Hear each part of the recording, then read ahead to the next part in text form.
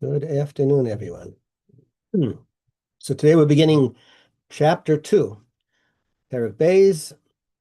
This one is authored by Rabbi Omer. Now, Rabbi is referring to Rabbi Yehuda HaNasi. Rabbi Yehuda HaNasi was the leader of the Jewish people. He's a descendant of Hillel, 27th generation. He is also the one who compiled the Mishnah. He's the one who got all of the sages together, and he edited and compiled the Mishnah as we know it in approximately 188 of the Common Era. And he's known, besides his title of Rabbi Yehuda HaNasi, as he was the leader, is also known as Rabbeinu HaKadosh, our holy rabbi. Yes, he was a very special individual.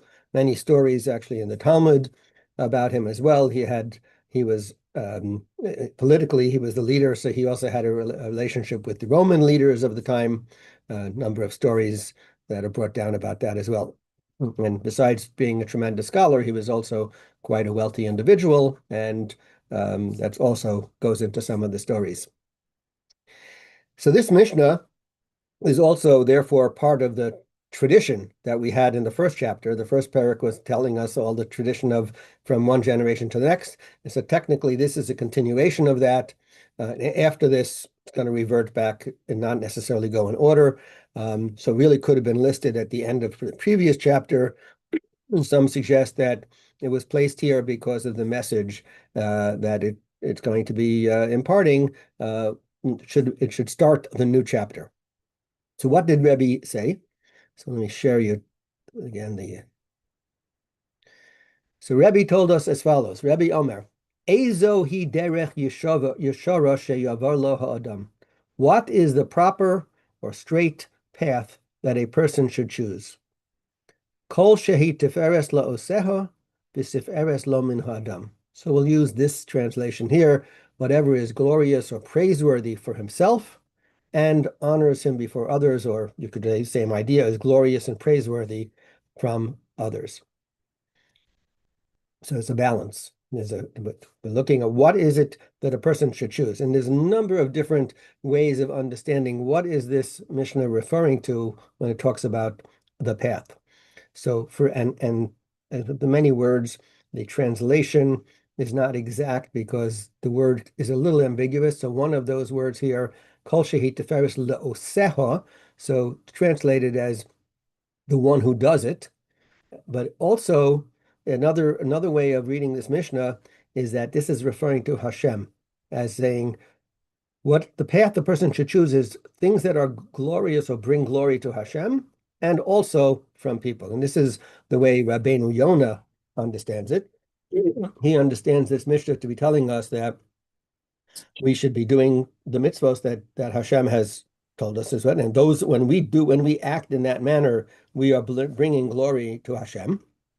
And that's whatever the actions that are bringing glory to Hashem are really the true actions that bring glory to ourselves as well and credit to ourselves. And also says going to bring a credit from other people as well. And he looks at that and he says as follows. He says, when it comes time to do something, for example, a mitzvah, and in this case, let's talk about a mitzvah that is between people, something between each other. When you do it makes a difference. And the truth is, even a mitzvah between us and Hashem, the timing of the mitzvah makes a difference.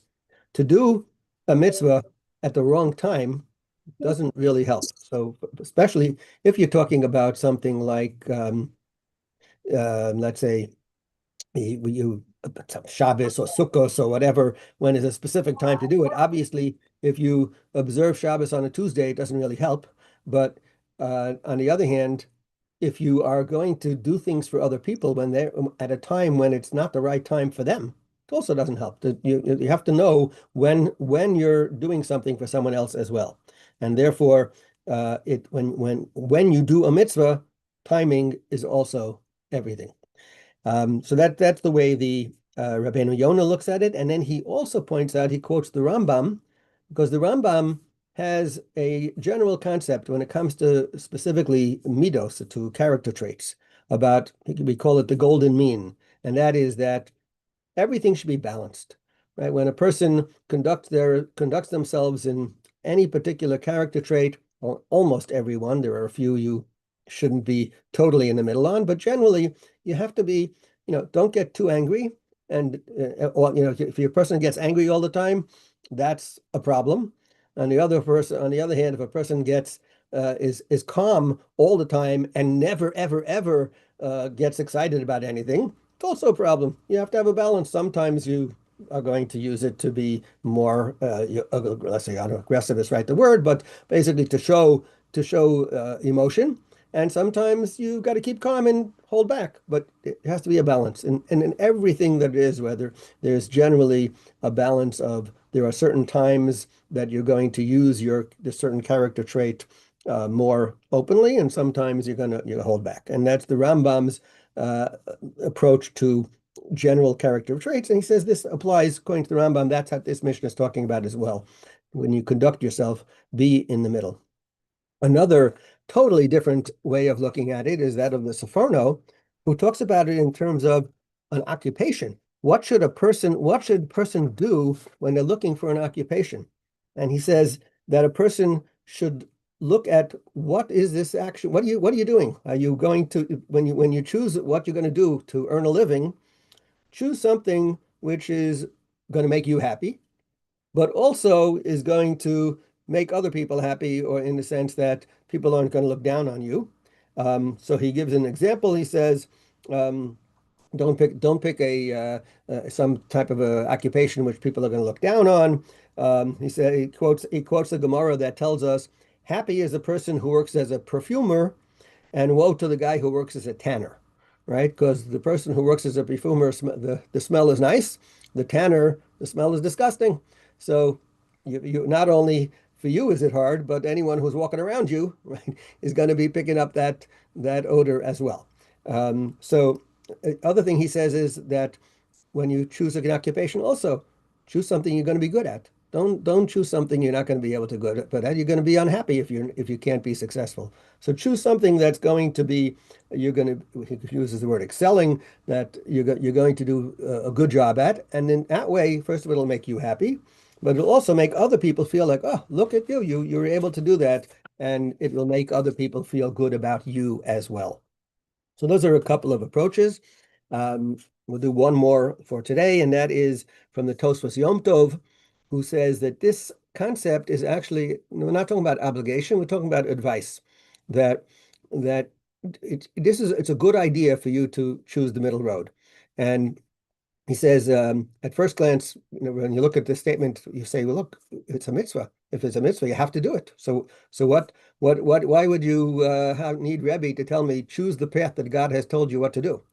So he says that every person is unique. Every person has their own special characteristics. We all have our preferences, if you will.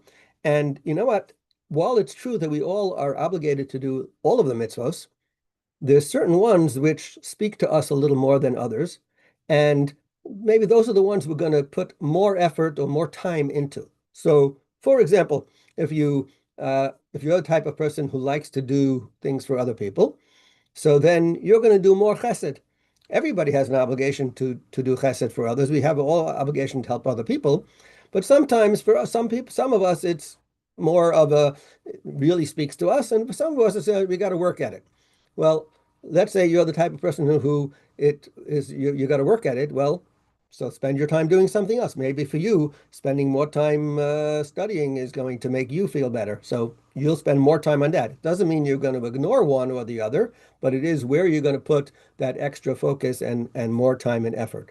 And therefore, each person has to understand their own character traits and see what speaks to them, and kind of like make that your mitzvah, in that you're gonna put extra effort into that particular mitzvah. And that's the idea of over here, choose that which is going to make you feel good because it fits into your personality, and also is going to make others as well because they're going to benefit from it, from your helping them in that endeavor. And we'll hold it here for today.